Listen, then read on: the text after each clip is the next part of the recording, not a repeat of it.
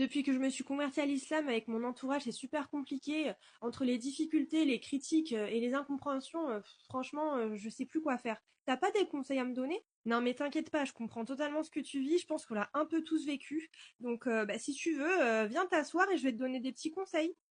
Bon, déjà, le premier tip que je vais te donner, c'est le bon comportement.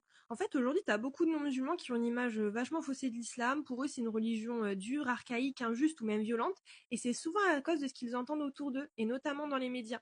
Et face à ça, notre comportement, il est essentiel. C'est justement lui qui peut aider à changer l'image de l'islam et des musulmans. À travers notre attitude, ils peuvent mieux comprendre notre choix et notre cheminement. Et ça peut, avec le temps, apaiser certaines incompréhensions, critiques ou tensions avec notre entourage. Le deuxième tip que je vais te donner, c'est la douceur. En fait, le fait que ton entourage ne soit pas musulman, ça ne doit jamais être une raison de mal se comporter. Au contraire, c'est par la douceur et la patience que les choses peuvent évoluer et que les relations peuvent s'apaiser.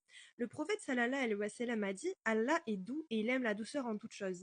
Et il faut se rappeler d'une chose, le bon comportement, il est universel. Dans toutes les cultures, dans toutes les religions, il est reconnu et c'est justement ça qui peut toucher les cœurs.